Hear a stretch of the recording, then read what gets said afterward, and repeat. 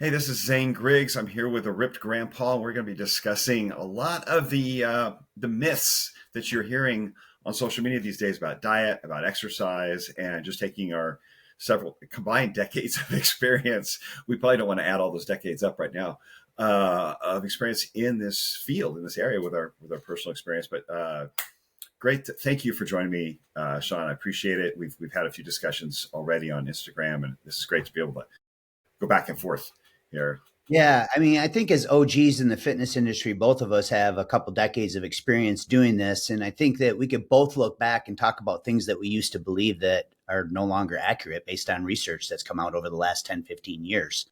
Right. I mean, I used to believe in eating 6 small meals a day. I used to believe that fasting, your metabolism is going to slow down. You're going to eat muscle. And of course, we've had varying opinions on that now as well, and everything from dietary protocols in general. I mean, there is a huge wave of keto and carnivore people out there, and I think that we need to dispel some myths on keto and carnivore and why you should be cautious of it, and maybe there's a reason you should consider it. I mean, we could talk about myths of TRT. We're going to talk about different myths between steady state cardio and high intensity cardio, right? What is the best fat burner, lifting weights or cardio? And I think so many people are so confused that jumping on this call with you and just kind of sorting out the noise and allowing people to make an educated decision on how to build a lifestyle. Because at the end of the day, the best diet to follow is one you could adhere to. I always say the king of all diets is really adherence. Very true. Which you can be consistent with. It's sustainable. If you can't stick with it, it's not working. Right. Yeah. And that's why I've been biased to carb cycling for, since 2006. I developed a program called Four Cycle Solution, and I've been carb cycling ever since. And just because it's a balanced approach, you don't really have to eliminate any food groups. And, you can still enjoy a little bit of alcohol and cheat food on the weekends. And so I've always been biased to carb cycling. With that being said, sometimes it's necessary for people to do things like keto and carnivore if they've been a carb addict for a long time. It might be good for a short term intervention to cut some carbs out for a short period to get the body fat adapted. Now, with that being said, it goes the reverse way too. People who do extended periods of carnivore or keto end up desensitizing their cells and their tissues to insulin. And so they're trying to prevent insulin resistance. And if they do it for too long, they're actually creating insulin resistance. So I think this is For kind of the sure. noise that we should sort through. And it's funny, I think we should mention how this conversation started with Dr. Chaffee. Is that how you say it, Zane? Chafee. Yeah. Chaffee. And so he's huge in the carnivore and the keto world, and I definitely would file him underneath the cult because he does not have a mind that's open to any other method but his own, and I think that's a mistake. And I think starting out this podcast or this interview with a quote that I read today from Ryan Holiday is a great way to start, and I think it applies to all of us. And he says, "Being wrong is not the sin. Being confidently wrong, that's the problem. That's the difference between ignorance and stupidity. The ignorant are not nearly as dangerous as the smug and arrogant morons who feel entitled to tell others what to do. It's fanaticism that is responsible for the most evil in the world. It's the fundamentalists who do the most damage. We all have foolish beliefs. Some of our current opinions will not hold up well. And this is nothing to be ashamed of. This is the point. We want to outgrow our childishness and evolve beyond our biases and ego. We want to achieve not just knowledge, but self-knowledge. We want not just facts, but understanding. And I think that that's a great quote to start with, because at the end of the day, there is dozens of ways to skin this cat. And so just pigeonhole and being biased to one method, I think is a Right. huge mistake. Right. Yeah. And they're all tools. And if I'm working with a client, I'm looking at a toolbox and saying which tools am I comfortable with, which tools seem to apply to the situation best, which tools am I using now, but maybe it's short term, and which tools have I decided to upgrade and I don't really want to go back to anymore. And so that's going to be different for each person or coach, or because we have our own experiences and perspectives that we're using tools that we feel comfortable with, that we feel like are predictable, give us a predictable, ideally a predictable outcome that's beneficial for that person or for ourselves. And so that can vary. That can vary a lot with person to person, coach to coach, which tools are you comfortable with? But I think there's some that have been shown over time to not be ideal, like you said, long term. And that's really where a lot of this scuffle started with in social media, where I was just sharing what I found to be um, causing problems for me long term, causing problems for a lot of people I'm seeing long term, and I was offering some solutions. And there were people, as you said, who kind of have a very narrow and one way to do things approach, who for some reason took great offense to this and descended on my feed quite angrily. And it went up, started a little argument with you as well. It got very personal, and it's not how we're supposed to be discussing these things.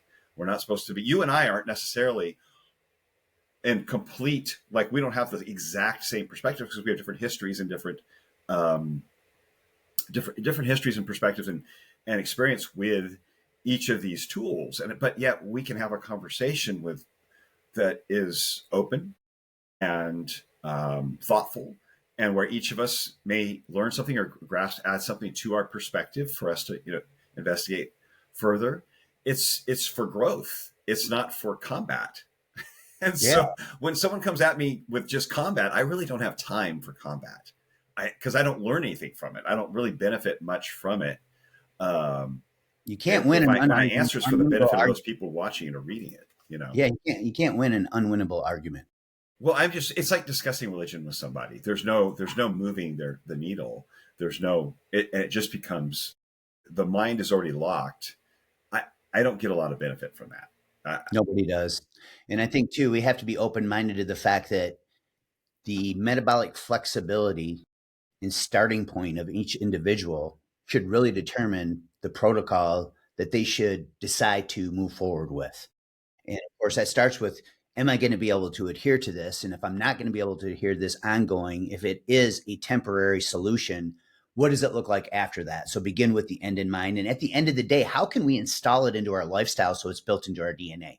How can we create a plan that we can use till we're 70, 80, 90, 100 years old? I mean, nobody ever gets to the end of their life and says, boy, I'm really glad I didn't exercise and eat right and take care of myself, right? Nobody ever says that. But if you're bouncing around from trend to trend, or, next crash diet to crash diet, and you never build habits, this is why the research shows 93 to 96% of all dieters regain all or more of their weight back. I mean, UCLA did a rigorous analysis several years back where they analyzed and compiled literally hundreds of studies on dieting, and the numbers were 96% of all those dieters regained all or more of their weight back. So I always say, what's the first three letters of the word diet?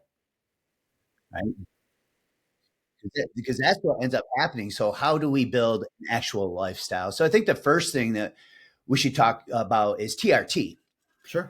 because I started TRT when I was 50 years old. Okay. Now, if you look at my photo shoot pictures, and of course, we'll break this up into short clips and I'll show pictures from the time that I was 28 years old when I placed first runner-up grand champion in the Body for Life contest.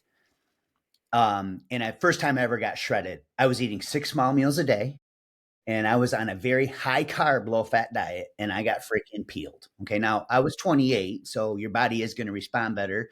Hormonal decline hasn't necessarily taken, but I was completely 100% natty when I did that. And then for the last decade or two, I've done like 7 or 8 photo shoots, and I show people pictures of this with me doing a photo shoot completely natural versus being on TRT, and they cannot tell a difference at all. Because TRT, unless you have your habits dialed in, it's like putting a Band-Aid on your broken bone. I have all kinds of buddies who are on TRT and they're still fat as F, right? They're still fat because they haven't changed their habits, because all you're really doing with TRT is you're just restoring your body's hormones back to levels that they were when you were younger. So you're just, that's all you're doing. And so I know Dr. Chafee came in and he made a comment in the comments to us. You and Zane both do steroids and dress like wayward children. If your advice were so good, you wouldn't need steroids. Now he's talking about TRT. Now what happened with me from 42 to 47, I worked with a hormone doctor where I did a half a tab of Clomid every other day. And my total testosterone was around 750, which is very adequate. Okay. But my free testosterone was in the toilet. And most people don't know that you should be looking at both parameters, right? So even though I was in the 700s, my utilization of that total amount of testosterone was terrible. It was in the toilet. My body wasn't utilizing it because my free testosterone was all bound up. Right. And so I got on a half a tab of Clomid, which is an anti-estrogen. It's a fertilization drug, but it acts as an anti-estrogen. And my free testosterone shot up towards 15. And I felt a hell of a lot better for 7 or 8 years. And then 3 years in a row, I had a decline in total and free testosterone levels. And so what ended up happening is I noticed my libido sucked. Right. And that was and of course, as I got closer to 50, this started affecting my energy levels as well. And that's when I made it an educated decision to go on TRT because it's simply medicine. All you're doing is restoring your levels back to normal. Now, if we want to turn this into a steroid conversation, yeah, you could do excessive amounts of testosterone therapy and shoot your levels to 12, 13, 14, 1500 super physiological doses. Now you're getting into steroid territory. But most guys who do that don't even bother doing it with testosterone. They just keep testosterone where it's at. Then they add other steroids into the equation. So I think it's important to understand that TRT is just simply medicine, and it's completely different than doing steroids. Yeah, it's actually a poor substitute for real steroids. It's not, isn't even that effective. Right. If you're getting steroids, get the powerful stuff. Yeah, and so when it's in the stack, it's just to keep testosterone levels normal while you're taking these other steroids, the steroids that are really little super physiological and animal based or synthetic. It's really for the purpose of just keeping your levels at normal. It's usually not even that high. Now there are some guys who are abusing, younger guys who are just doing, like you said, get jacked and they're taking 600 milligrams a week, this kind of stuff. It's just crazy levels that we wouldn't touch. You know what I mean? So it really is. I look for minimal effective dose. My dose has decreased since I started. And I was low carb, intermittent fasting, fasted workouts, kind of running myself into the ground, like overdoing those things. And even with testosterone, I hit the wall. And I was doing probably 30% more testosterone then than I am now at 55. And that was 47, 48, 49. And so by backing off, I feel amazing. But it's not, I mean, maybe I put on 10 pounds when I started and I was doing the higher dose. I may have put on 10 pounds, right around 10 pounds. A lot of that's fluid. It's glycogen, right? There's, water. And like you said, with people who don't change their diet, I have the majority of my clients, because of their age bracket, have been on some form of hormone replacement. Men, obviously TRT, women, testosterone, which is amazing. They love it. They feel like they got their whole selves back. But to criticize TRT is also criticizing the hormones for women's for menopause, right? To manage their postmenopausal symptoms, which that is like the focal point of, it seems like the biggest explosion in health right now, of understanding the benefit of hormones for helping women get through perimenopause and menopause, and to continue having a vital life postmenopausally. You're criticizing hormone replacement therapy as a tool for people over 45 or 50 years old. You have no basis to stand on. This is like the future of longevity. 100%. I agree. Again, the clients who have done it without changing habits, without backing off their alcohol consumption, changing their diet, working out like they should, they just tend to get bloated and not much else change. They feel better. They feel a little more, like less brain fog, maybe a little more libido, but their body doesn't change much until you change the habits. It layers on top of the foundations. It's not a lever in place of the foundations. Again, and it's just, and I see women on testosterone coming on younger than a lot of men because theirs starts to drop sooner, but it's the primary hormone for women as well. So it really is, to me, the best, if you want to call it a biohack, but I say integrative medicine approach. It's the best lever you could pull when we get to that age where diet, exercise, and sleep run out of track. They can do a lot, but at some point, the only thing that's going to lift your hormone levels up off out of the basement, as you said, is to replace them. And there's no alternative. There's no diet's going to raise them up.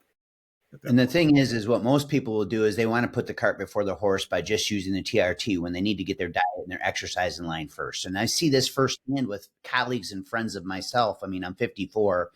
And I know a couple of my buddies and are 10 years younger than me on TRT, and they regret it because they still are fat. And research actually, and they bared this out in research. I mean, there's research studies that actually show that losing belly fat increases testosterone more than TRT does. So before you go jump, like I get on the phone all the time with guys who want me to coach them. And the first thing they want to do is jump on TRT. And of course, they don't like my answer because I tell them we need to fix their habits first. Because the number one thing that you can do to increase your testosterone is lose your gut, period. And then when you lose your gut, if your testosterone is still low after that, now we can talk about using it as medicine because now you've dialed in the habits to actually lose the root cause of your low testosterone. The root cause is belly fat. That is the number one suppressor of your natural testosterone levels. And I think that's where people really miss the boat. And I mean, you get these comments on social media constantly because, obviously I'm showing that I maintain abs year round and so are you, because would you go to a dentist who had big black rotten teeth when he smiled? No, you wouldn't. And so it's kind of like listening to a really obese personal trainer. It just doesn't fit. And so we have to establish credibility that, yeah, we know what we're talking about at our age, but we've also dialed in our lifestyle habits first and foremost for years, actually, before we even considered using TRT. No, it's never been a question to have foundational habits. The thing is, how do I keep making them better? That's been the only question: is how do I keep improving my foundational habits? But I think, yeah, to your point, if you're younger and your hormones should be at a certain level, yes, the decreasing your belly fat, improving your diet, get thyroid, all those things are going to help you produce testosterone better. What I was alluding to was at some point an age, like you and I, no matter what we do at this point, it's only going to go so high just based on age, right? No matter how pristine our habits are, there's only so much. At some point, those organs run out of road and it's going to be in the basement, And it gets even worse now because of the environmental factors that take place. Just the world we live in now. Now these guys in their 30s and are having testosterone levels. I mean, the guys that are in their 20s and 30s, testosterone levels are a fraction of what our dads were, right? And of course, this not only goes back to the world we live in, it goes back to their habits, right? So fix their habits, lose the belly fat first, then get blood work done. If the testosterone is still low, and look at free and total. I think this is a big mistake. A lot of PCDs, primary care doctors, are just, the range is 300 and 900. And they'll tell you, well, you're 300, you're good, you're within range. Well, if I was 900, I'd be 3 times as much. Don't you think I'm going to feel 3 times as better? Yeah, you probably are gonna. The normal range is an average of a certain age. It's more of a statistic than an ideal range. It's just a statistic. So yeah, and I think that's but there's a lot of misconception. A lot of people like to throw rocks who aren't there yet, who are 10 or 15 or 20 years younger than us, and who haven't done the research and who haven't worked with people. And who haven't lost their gut. Yeah. They haven't lost your gut either. Like, lose your belly and then we'll talk. Yeah. Like, you know what I mean? Yeah. Because we don't want to do the work. I mean, at the end of the day, you got to do the work. I mean, we live in a world of hacks, right? I mean, everybody wants to cold plunge, and I see it at the gym. A bunch of fat old men around the cold plunge talking about how it's the fountain. I just heard it yesterday. I was standing there, I was cracking up laughing because I was in the hot tub because I just take cold showers. I mean, if you look at cold plunge research, it actually increases your appetite, so you gain weight, reduces recovery time, right? And so I'm not, the only time that cold plunging is effective is for Olympic athletes who have multi events on the same day. Other than that, it's really going to reduce your recovery time. It's going to reduce muscle growth. And the research shows you'll eat more and you'll actually gain weight from cold plunging excessively when your ass needs to be in the gym instead. So take all the time you want. Okay. I'm not saying that cold plunging or red light therapy or any of these biohacks aren't healthy for you. But at the end of the day, you're putting the cart before the horse if you're not dialing in your diet and your nutrition first.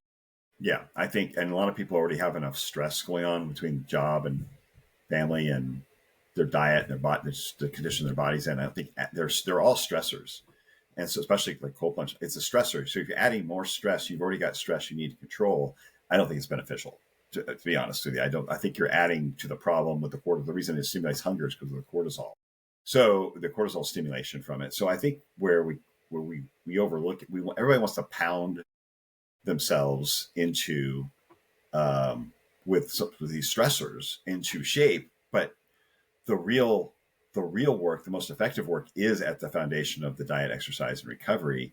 And then recovery gets punted sometimes as often as the work does, as the smart dieting, smart eating, and the workouts. For most people, the workout and a smart diet is all this, if you're going to say stressor, or the levers that you really need to do 80 or 90% of the work that you're trying to accomplish. And the recovery is what helps you continue to be consistent and have those work moments be the most effective. And like you said, the cold plunge is shortchanging the recovery. It's also stimulating cortisol. It's making you hungry. That's cortisol. It'd be like it's not much different than overtraining. And so it's when it's lumped on top of all these other things, like we're trying to throw like the modalities instead of focus on the foundations, as you said, and let the body respond.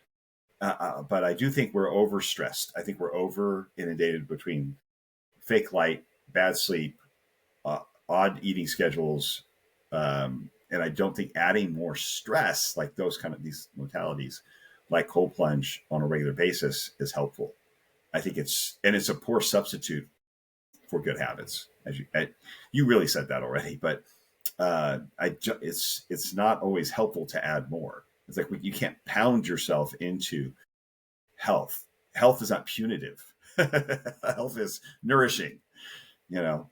I just did a photo shoot about 8 weeks ago, and I did some YouTube videos on it because I use sugar fasting or the sugar diet, or what I call sugar. I call it sugar loading because that's really what you're doing is you're isolating sugar, and everybody thinks sugar is the devil. But if we isolate it, it has a completely different metabolic effect. I mean, you're skyrocketing thyroid hormones, you're increasing ATP, mitochondrial uncoupling, right? And you're also increasing your FGF21. So all of those are hormonal benefits, but it's still a stressor, right? At It the end of is. You do it too long. And I've done it with fruit, um, and juice and honey and rice and things like this. But I'll do maybe 4, possibly 5 days, and then I come out of it, and then I refuel for a couple of days with meat and fat. The fat, not excessive fat, but a fat, slightly fattier cut of meat that I would normally use, and just get those nutrients back in, and then I might dive back into it. But I cycle it. I cycle in and out to make sure I'm not missing nutrients, to make sure that I'm not over leveraging that stress, or that I don't lose the impact of what that kind of that sugar, or that, as I call it, a fruit fast, but that the impact of it gets lost as your body starts to adapt to it. So it's just like you would with carb cycling.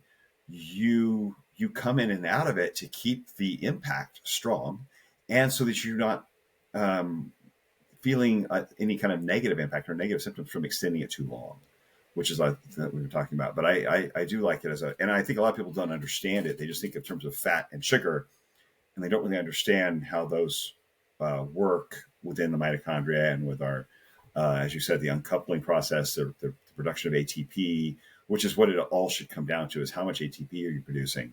Because if your potential energy that you're eating isn't producing ATP, it's being diverted to fat or maybe burned up as heat. But for most people, it's being burned up. It's being converted into excess fat. So if you're putting on excess fat, it's because you're not turning your potential energy, your food, into ATP, which is your cellular energy, which is what you use to run your organs and all your other cells. If your plan is putting fat on you, that's a problem. That should be a big red flag. And I think too, talk about fatty liver. A big, a mosquito that buzzes around the keto and carnivore communities is that fruit causes fatty liver. I saw a video from Ken Berry who was like talking about how you should only eat bananas on your birthday because it's cheat food. And I started cracking up laughing. I'm like, have you ever seen a fruitarian? They're freaking not an ounce of fat on them. Okay, now here's the thing. They're not eating a lot of fat. So how can you have a fatty liver when there's no fat there? You can't. So fruit's not responsible for fatty liver unless you're adding oils or PUFAs into the equation with the fruit. I mean, this is like common sense kindergarten first base that these guys overlook. And so if we look at a chart of sugar intake over the last 20 years in America, it's literally a decline like this. Sugar intake is rapidly, if you look it's at dropped about 20%. Yeah, And if you look at oils, it's the opposite. It's a hockey stick on the map going up, right? for Just sure. like all these healthy snacks that you see at the store. And my wife will come home with them and I'll be like, I don't like the macros because what it is all they're doing is it says high protein. Well, guess what? It has more fat and it has more carbs than it does protein, even though it says it's shouting and screaming at you high protein snack. But if you look at it, the foundation of that snack is oil and carbs together, processed carbs too. Not, you know what I mean? And so you start combining the oil and the fat together. And this is where I think the problem comes in. And this is why I developed a framework back in 2006, 2007 with my carb cycling. The first thing I do with guys is tell them that, listen, when fats are up in a meal, carbs need to be down, and when carbs are up in a meal, fats need to be down. Now, doesn't mean things like the zone diet, 40 30 30, can't work. I just, because if you keep your body in a deficit, anything can work, right? And if you're getting adequate protein, you're probably going to protect muscle, so you're losing the right weight. You're losing fat mass and not muscle mass. But with that being said, you're fighting against your body's systems, because even the Randall cycle talks about this a little bit, right?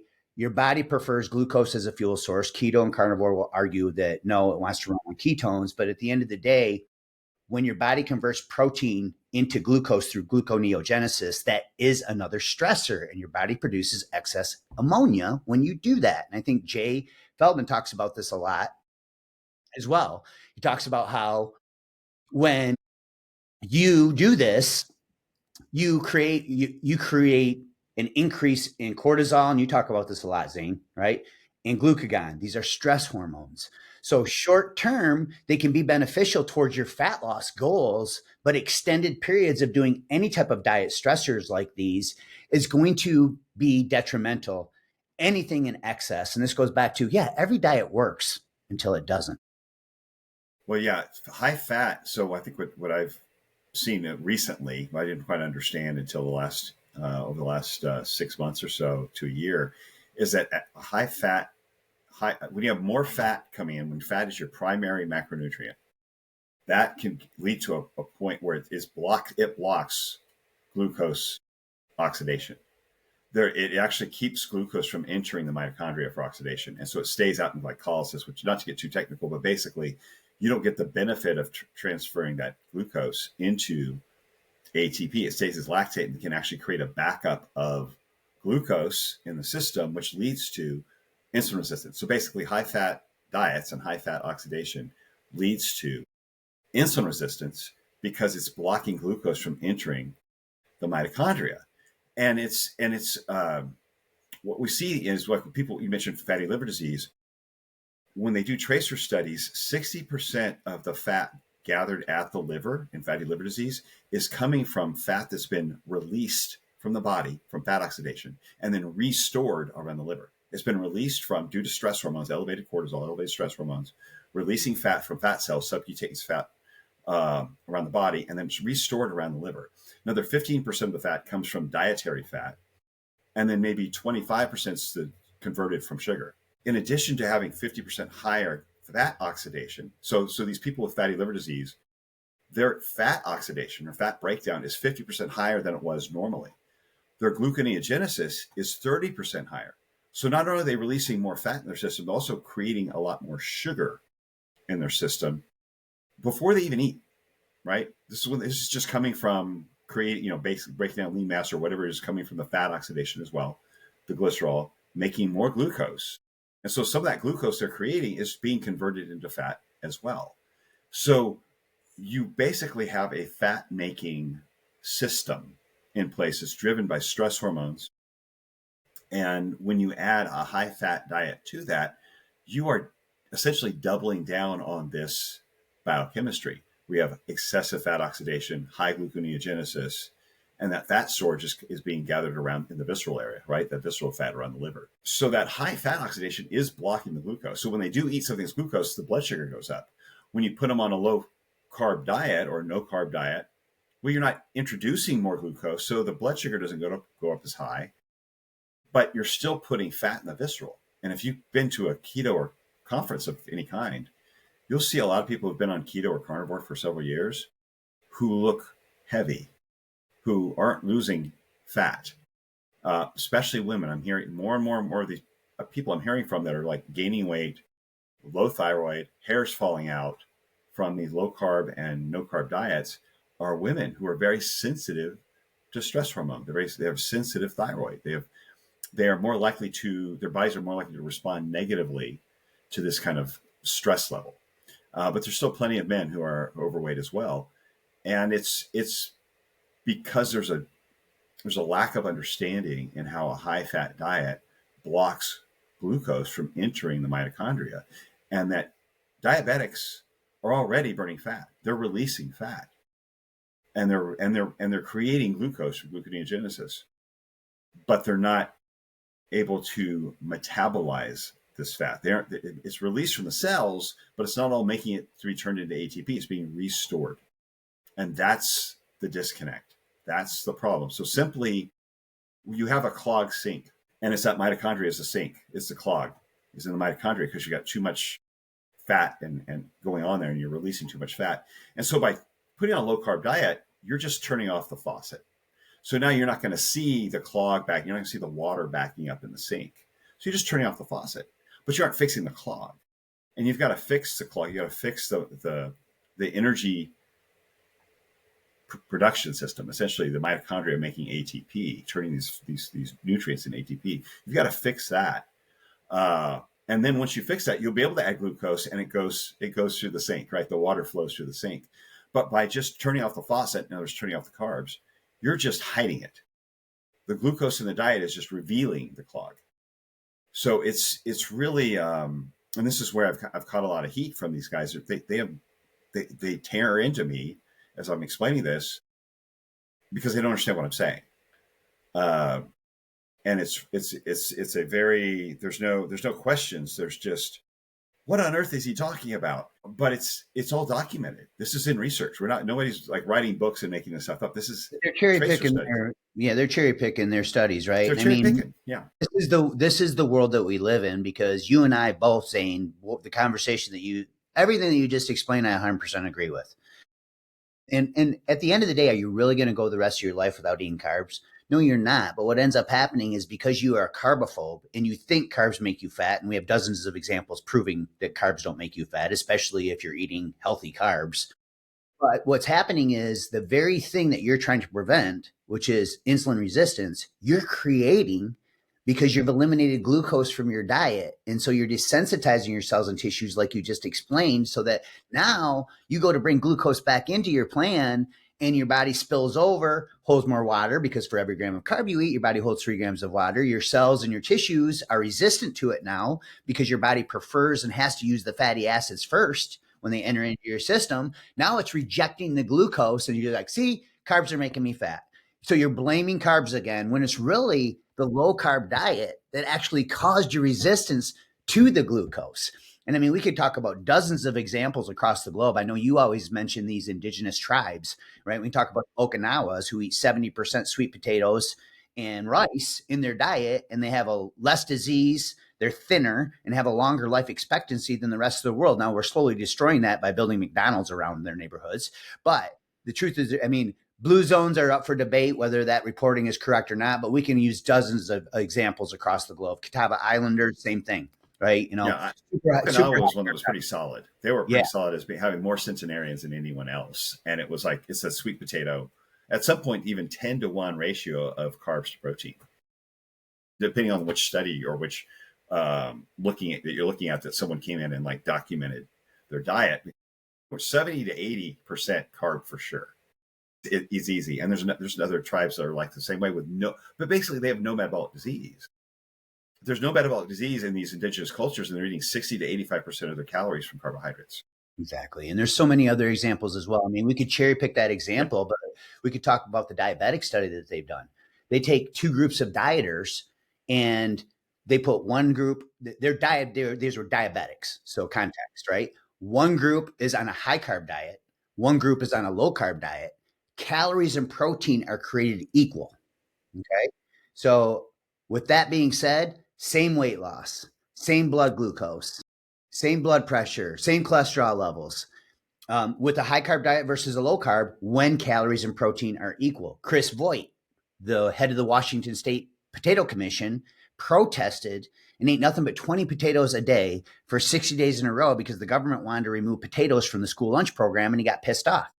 And so he protested. And if you look at his before and after chart, which I'll probably put up on a screen in a short clip on this interview, you'll be blown away. The guy lost 22 pounds eating nothing but potatoes, and all his blood markers on his blood test were incredible. And even his blood pressure was outstanding at the end. And this guy ate nothing but potatoes. Now, the keto and carnivore cult will come in. Well, he was in a deficit. Well, yeah, most diets, that's the way it works. I mean, it's the law of thermodynamics, especially with men. If you're burning off more than you're consuming and protein is adequate, you're going to lose weight, and it's going to work until it doesn't. And so, I mean, if somebody comes to me and they're a carb addict and they've been on a super, super high carb diet, the first thing that I'm going to do is I am going to put them on what I call my 7-day diet. Okay. It's a carb deplete diet. It's not keto. It's not carnivore. We're going to put protein sky high. We're going to keep fats moderate, but we're going to put carbs in the basement for 7 days because we want to drain all the glycogen out on purpose. It's going to intentionally lower thyroid hormones a little bit and leptin levels a little bit, but we want to get the body more fat adapted. Now, after that 7 days, at the end of that 7th day, we're going to have a cheat meal or a high carb meal, because now we're going to reset leptin and thyroid hormones, and we're going to slowly bring carbs back in and teach them a lifestyle that they can adhere to ongoing, versus thinking, well, I'm going to go the rest of my life without eating carbs because carbs make me fat. Not only are you going to screw yourself up metabolically and hormonally and make yourself more insulin resistant, it's just not realistic for the long haul. And so at the end of the day, it goes back to adherence and following something that you could adhere to. Now, I know, Lane, from your own experience, right?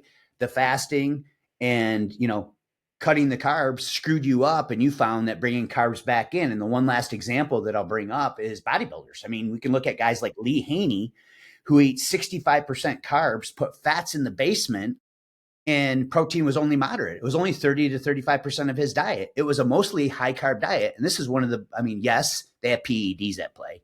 Performance enhancing drugs are at play here, but it does prove the point that carbs don't necessarily make us fat. And in fact, when you bring carbs into your plan and you lower your fat, you can eat so much more food. Yes. Because, I see this all the time. Guys come to me and they're like, they can't lose weight. And I start looking at their food logs like, dude, why are you eating 4 avocados a day and 5 tablespoons of olive oil and snacking on nuts and seeds between every meal? That's like 1,000 calories extra a day. So I tell them, just half avocado a day, cut out the nuts and seeds for a week, use spray in your pans, and stop pouring the oil on your salad. A week later, they're down 5 pounds because it's a math equation. I mean, fats yield 9 calories per gram. Carbs and protein only yield 4 calories per gram. So when my wife and I put fats in the basement when I started sugar fasting, in my pre-photo shoot, this was the most fun I ever had getting ready for a photo shoot because I could eat so much more food. I was eating 750 to 800 grams of carbs every 3rd day. And I got peeled for this photo shoot. Wow. Right. And my wife, because she was just following my plan, but she was getting adequate protein, not doing the extremes I was, but she was just eating the same foods I was. And we didn't realize how much the fats had snuck into our diet. And it's not because we're all about keto or carnivore. We're not. No, it's just there. It's just there because keto and carnivore have raised the awareness of the healthy fat. So now everybody's like, well, olive oil is healthy and avocados are healthy and nuts and seeds are healthy. Yeah, they're healthy, but it's still a math equation. I don't care how healthy they are. If you're eating too much of any food group and you're taking your body out of a deficit, unless we're on an intentional refeed or a diet break, right? Or a reverse diet because of somebody hormonally being in a deficit for extended periods of time, it is a math equation. So I think anybody listening to this, if you love your friendly fats, there's nothing wrong with that. But I would argue that if you just cut them in half, we talk in a week and you're stuck and you're not losing weight, you're probably going to see the scale start moving down because it is a math equation. When it comes down to energy, carbohydrates are a more efficient form of energy as far as oxygen is concerned. And that's what we see with the athlete, like professional athletes, when they compare keto to high carb or a low carb to high carb diet, you see much more improved performance and outcomes and blood markers from the higher carb diet of the athletes. And these are even with keto adapted, like they've been keto for 25 years. We have studies showing, not 25 years, 25 months on keto, fully adapted, and they still don't have the performance there. Because per oxygen molecule, when you equate for calories, you got 100 calories of glucose, 100 calories of fat.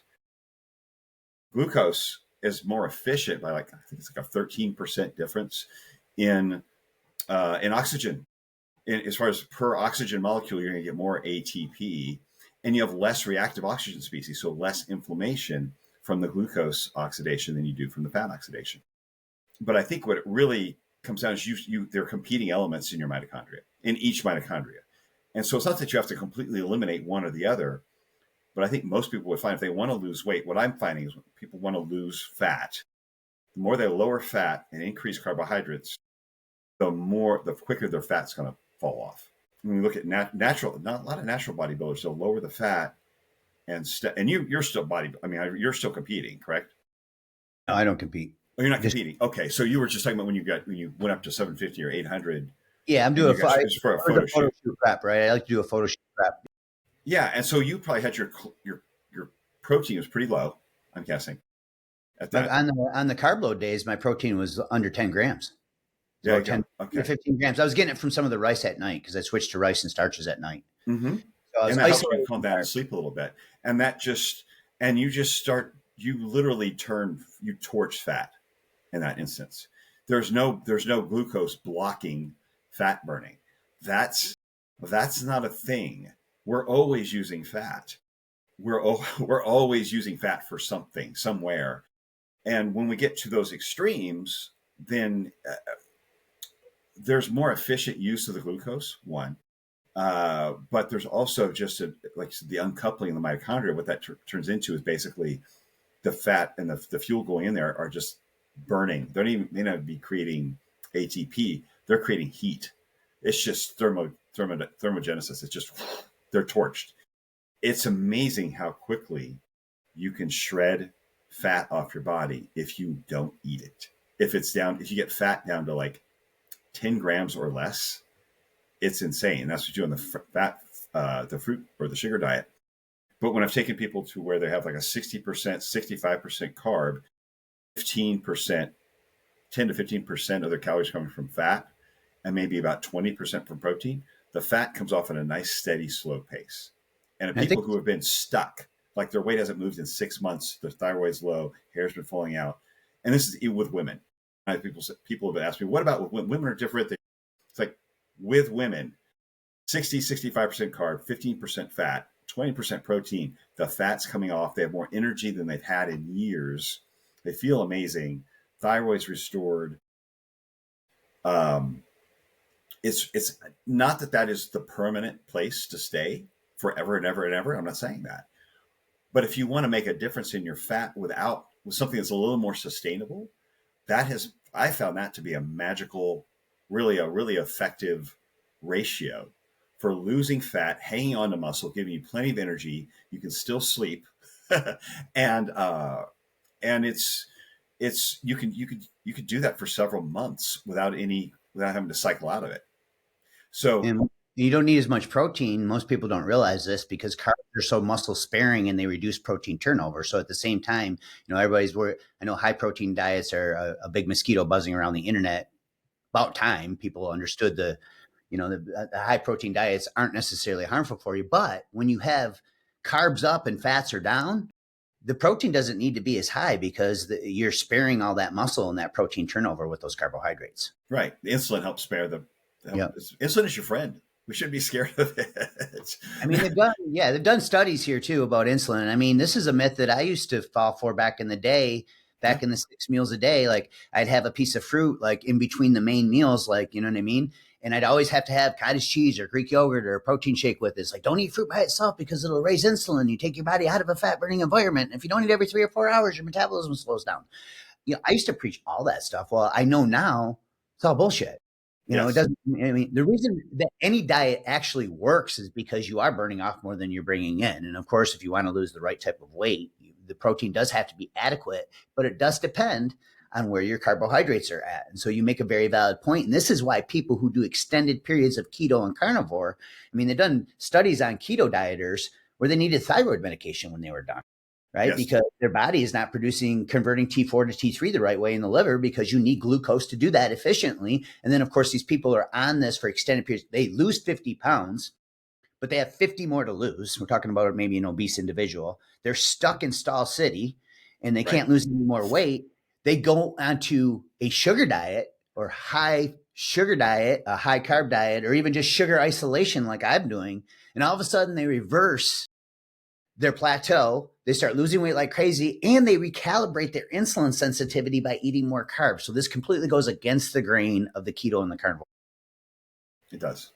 It does. It's frightening how upset, how triggered some of these people have gotten just by because of presenting new information or something that even counters what they're saying. And it's like there's this ego trigger where they entire videos around my reel, there'll be like one guy commenting on my reel and there's six more of them and they're commenting, yeah, just really, adding and their little things. And it's like it's this little echo chamber around. It's like it looks a little mentally deranged to me that they're that triggered by someone challenging how they eat. I mean, I personally, over the last 30 plus years, I've probably done I've gone from vegetarian, at times vegan, to just slightly more animal protein and very plant, to low carb, intermittent fasting, fasted workouts, back to a more moderate, probably closer to zone, not quite as zone, but close to zone for a time. It it was not an emotional like I was not emotionally triggered if someone said they did something different. It was just, to me, this is a big experiment of trying to figure out what works well, what works best for which situation. And I'm just learning, and I hope I keep learning, because every 5 years I look back and go, oh wow, look what I used to say, what I used to think, and how much more I understand now. It's an evolution of understanding because we know so little. We really know this much of how our bodies actually work. And to sit there and say, this is the diet, this is it, this is all you ever need to eat, everything else is wrong for everyone in every situation. And if you push me on that or you disagree with me, I'm going to gather up my troops and tear you down or dive bomb your posts. That's a mental disorder. Just like I said in this quote when I started, this goes right back to the quote, right? Like, Yes. so, sometimes this is the point. It's okay to be wrong sometimes. And it's okay to say there's more than one way to skin this cat. And it depends on where you're starting at. Like a guy who is addicted to carbs and eats nothing but processed crap out of a box and is fat is probably going to be at a different starting point than somebody who's been on keto or carnivore for extended periods of times and needs those carbs. Right. So we need to, so completely two different spots altogether, two different worlds altogether. And the approach should be customized to each of those individuals. Yeah. What I found was some of the conflict I had came from when I basically expressed some of the issues I had with a very low carb and some fasting diet and what I'd done with that and how I changed it. And I had other people saying, oh, I had the similar issue with keto or with carnivore. I did this and I added carbs and everything got fixed. And so I made a couple posts about it. Those comments were there. And I had other people coming in calling them carb addicts or saying you just needed more fat or it's probably because you were fast and making assumptions about what these people did. But basically telling them they should have just dieted harder. There was no reason for them to add carbs. They just were doing something wrong.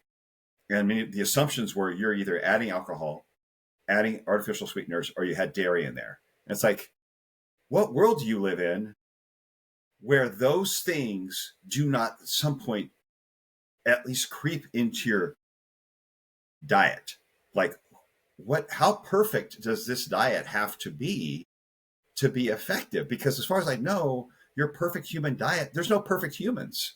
So if you got to be a perfect human to fit in your perfect human diet, good luck finding people who aren't just going to go through it and feel like failures and be told they should have dieted harder and you're doing it wrong. There's got to be flexibility in a diet. There's got to be room for change, right? Room to not be perfect as well.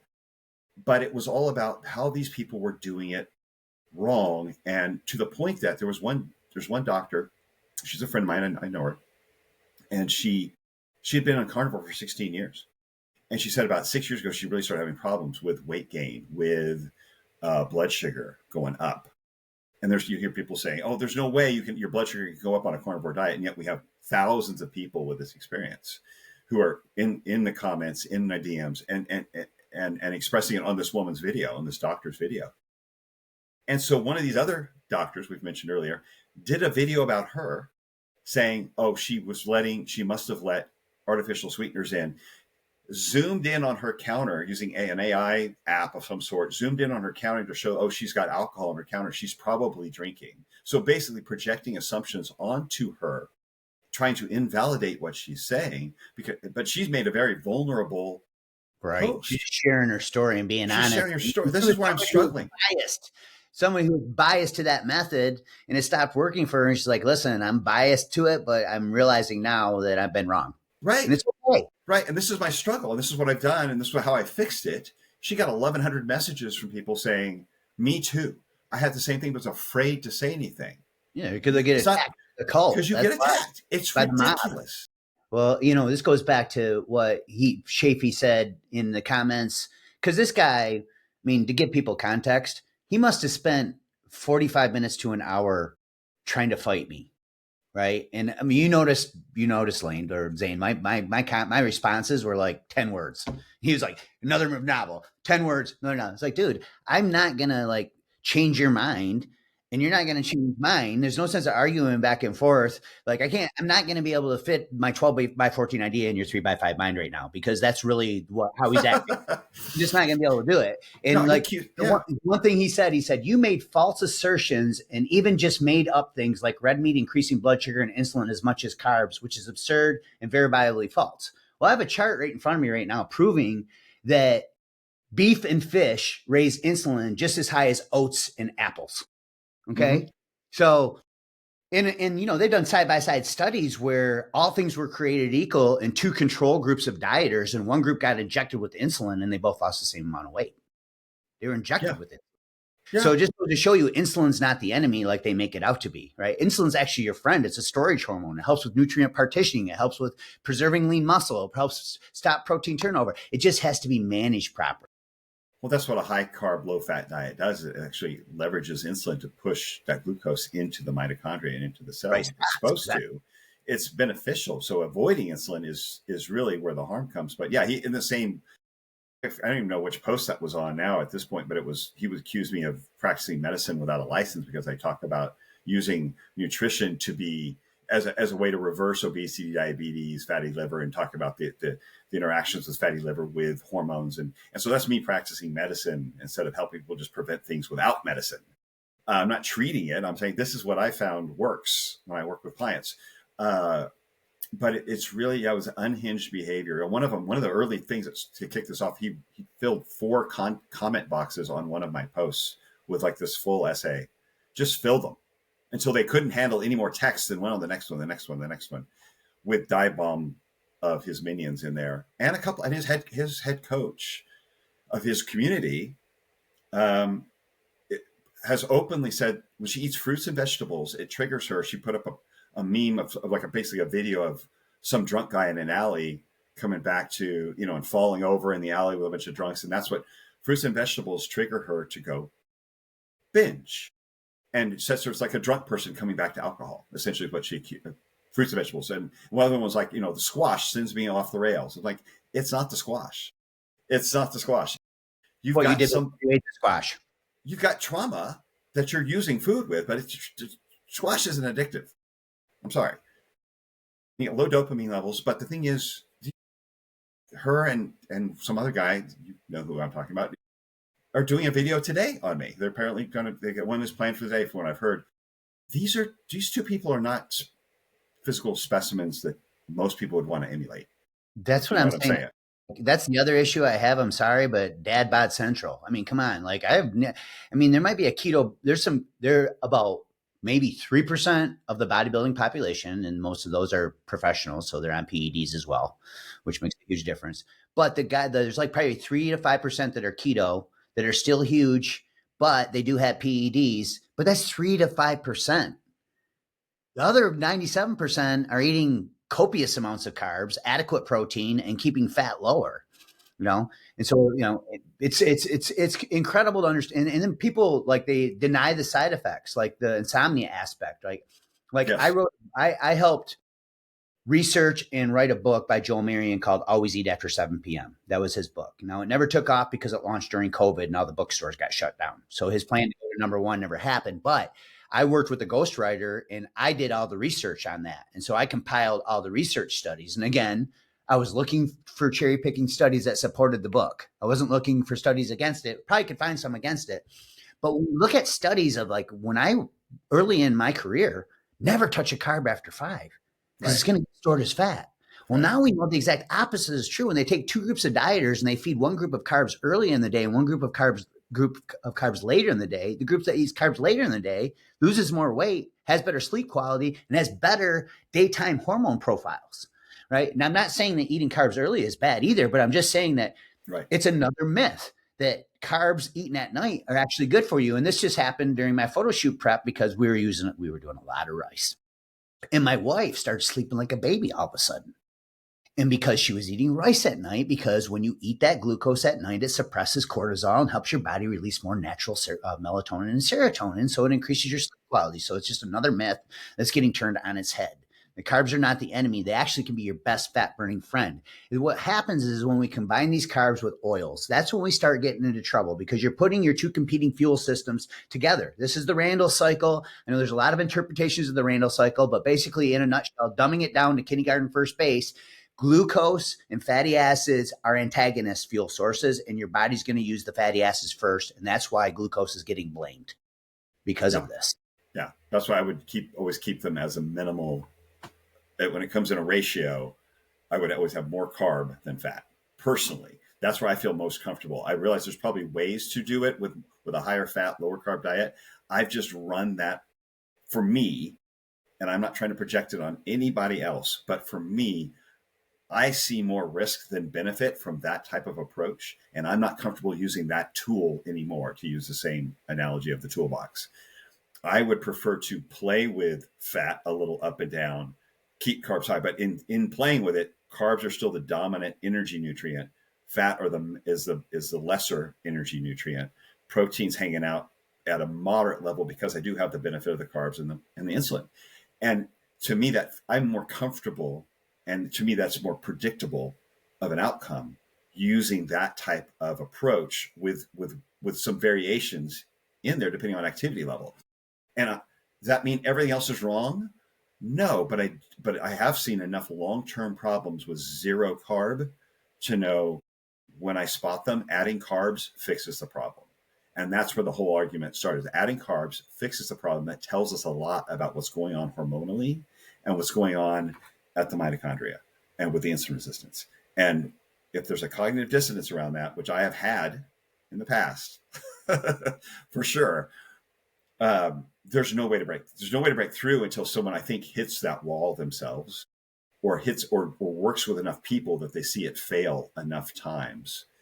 And many of the people I've been speaking to since this came out have been keto coaches or carnivore coaches, whether it's a PhD in nutrition or just a coach, health coach working in one of these groups.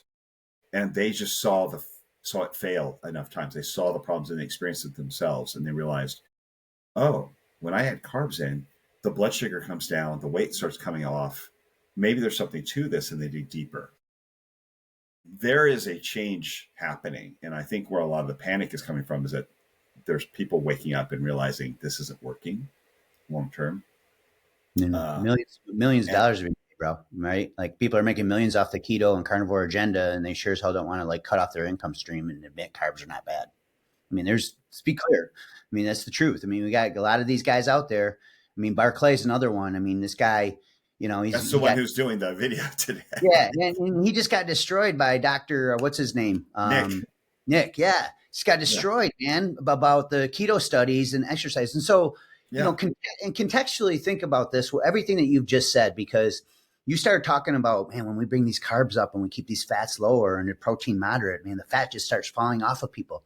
But what you have to understand is like people buy into keto and carnivore so quickly. The reason why is because the first week you lose 5 pounds of water, right? Every gram of, it's called a carbohydrate. Hydrate is water, right? And so for every gram of carb you consume, your body holds almost 3 grams of water. And so a lot of times when I put guys on a 7-day carb deplete, they come to me, they're overweight, they're just abusing carbs. It's like, okay, well, let's shut off the faucet for a second. And I know that your body's ability to deplete and replete glycogen can make you more metabolically flexible, and it can make you a better fat burner. And so somebody who's addicted to carbs and has been a carb addict for an extended period of time, we can benefit by lowering carbs for about a week. And I get them motivated and excited because they lose 7 to 8 pounds right away. But I know only 2 or 3 of it's fat, if that. All of it's water. I just want to get their head in the right spot and get the scale moving down. Yeah. And I warn them, when we bring carbs back in, the scale's going to go back up a couple pounds because you're bringing in the water back into muscle and liver tissue again, right? But we've achieved the goal, which is to get the body fat adapted, get you off the carbs, and now we can carb cycle or go into maybe even some sugar fasting protocol or something like that, and we can create more of a lifestyle approach. Yeah, you've reset the hunger, you can change habits that way. You kind of it's like a habit break as well. You kind of like, you've turned a switch to kind of break the pattern. You have a pattern break, and then you're reinstilling new habits. But it really is a great switch because, like you said, if they've been indulging in a lot of processed food, yeah, those glycogen stores are so full. There's no more just coming spilling over, fat and carbs. Spilling over, yeah. Yeah, it's spilling over, and so it's like, okay, we need to take a break. We need to get you out of the habit of feeding your face constantly. Let's bring your appetite down a little bit, and it's a good reset. But like you said, it's a week I think is a really smart way to do it. It's very, very strategic. Exactly. And then to bring in the right foods and if you get rid of processed, what I've learned from looking at the indigenous people is like none of their diets were the same, but they all had healthy, metabolic, they all had good metabolic health, right? There was no obesity, diabetes, or heart disease. And so, but they didn't all have the same diet. They weren't even in the same regions. So they weren't eating the same foods, but they did the common denominator was there's no processed food. There was just no processed food. They're eating whole food from their environment. That's the diet. Whether they were eating 50% carb or 80% carb, their outcomes weren't much different because they weren't eating processed food. And that's where I think that's where our biggest infiltrator of our diet, which has come in the last 120 years or so, is we've started eating ultra processed food is now 60-70% of the average American's diet. And so we have 70% obese, or 70% of the population is overweight, 42% obese. It's like, this is the problem. It wasn't like this 120 years ago. This is a new addition to our diet that we don't see in these indigenous populations who are eating high carb and don't have metabolic disease. The common denominator is ultra processed food. It's a lot of sugar, and it's just nature sugar. That's all it is, right? It's what it has. That was the seed oils. I think that's really it. Seed oils, chemicals, the processing. I mean, we make food. Snuck into everything that we eat, man. They've snuck in everywhere. They've snuck in. And I know there's a lot of guys like Lane North out there who will say, oh, seed oils aren't bad for you and all this stuff. But he's not looking at studies that examine mitochondrial health like you were mentioning, Zane. You know what I mean? When we start looking at that, you can see that these PUFAs and this excessive oil intake, especially when we're combining them with carbs, makes it even worse. But you're ruining your mitochondrial health over time, and you don't realize it. Right? So this goes back to a starting point. Somebody who's on keto or carnivore for extended periods of time can definitely benefit by doing a higher carb, low fat diet. Now, for a guy like me, who's always like, I love eating a higher carb diet with lower fats now, I'll throw in a low carb day, which is around 100 grams of carbs. Okay, that's pretty moderate to low. That's pretty low. Yeah. Compared especially to like a 750, 800 gram isolated day, right? Carbs are in the basement. Protein will go sky high. I'll put it over 200 grams. I weigh 185. And I'll keep, and I'll up fats on that day, about 50 grams, and maybe 60, just to prevent deficiencies. Okay. Gotcha. So there's a way to just balance that out where it's like, okay, I've been having fats in the basement for like days on end. I want my bacon and eggs. Like, you know what I mean? I'm just going to have a day. I'm going to have but I'm consciously aware on that day, I am going to keep my carbs lower because I've upped my fat intake. And again, at the end of the day, when you up that fat intake, even if it's for a day, you have to watch the calories because they yield double the calories. Okay. And here's the other thing. If we're looking at keto, like, let's be clear, people aren't doing keto. Keto's 70 to 73% fats. What are you eating? Bacon and butter all day long? No, you're eating a low carb, high protein diet, period. It's not keto. It's wild. You're right. They're not really looking at the ratio. Although I've been at these conferences where you have people who are overweight, who are like 20 to 40 pounds overweight. They're getting a pork shoulder and they're putting a slab of butter on top of it that's like 500 to 800 calories worth of butter. I'm like, there's no way you're going to burn all the fat that's on that plate all day long. There's no way you're going to lose fat and use all the fat that's on that plate. And I wonder, even with keto, that just doesn't add up. It doesn't compute when I understand how we metabolize these fuels. It's slowing them down, and it just, I think some of them are starting to realize, oh, you can't keep eating a bunch of fat and expect to lose fat if you got a lot of weight to lose. And those people who say that from within the community take a lot of heat. Like if you're piling an extra 400 or 500 calories worth of fat onto your plate, you don't expect to lose weight, and those people get attacked. In weight loss versus, I mean, there's a huge difference between fat loss and weight loss too, right? So there's that context as well. True, but it's just an odd. It's a lot of it's built on folklore, it seems like, and cherry pick study. The propensity of research does not support a super high fat diet for weight loss or for health, but we have a lot of research that supports a low fat, higher carb diet for reversing insulin resistance, weight loss, and reversing even diabetes. There's a lot of it going back almost 100 years. And so it's really, there's a lot of put the blinders on, don't listen to anybody else, just hear us, we gather together, and when someone breaks rank, they attack. And exactly. That sounds like a religious cult to me. I get a lot of people who will comment on because I'll respond to certain videos, keto and carnivore type videos, and I'll just say, yes, it'll work, but it ends up being temporary. Like you're eventually going to find that your body's going to need the carbs. Like it's going to happen. Like, so I'm not dissing them for getting good results. And if it's not broke, don't fix it, but eventually it's going to be broken. You're going to have to fix it. And so I'll say to people, congratulations, great job. When it stops working, you're going to have to consider, bringing carbs back into the equation. And then of course they want to fight with me. And I just say, listen, we can agree to disagree. It's okay. Yeah. It's okay. I promise. Yeah. It's okay. I'm good. I mean, I'm good. I help the willing. I don't have time. And it goes back to what you said, bro. Look at these guys. None of them look elite. I'm just saying, some look at our look overweight. We're going to rip off our people who are coaching look overweight. Not just they don't look elite. They're overweight. They have excessive fat around the middle. Yeah, you take the top 5 to 6 keto guys, right? And we rip off our shirt to all of us, and you and I are with them, and we walk into a room and we say, what body do you want? I guarantee you they're going to be pointing at us, not them. Okay. And so there's something to be said for that. Right. There is. I mean, there is. I really see a lot of people living in glass houses throwing rocks at other people who I mean, it's like there's 2 people who I think could stand to lose some weight who are about to make a video, what I've heard, a video today about me, to rip into me. And I'm like, if you want what they got, follow them. Right. Go for it. Best of luck to you.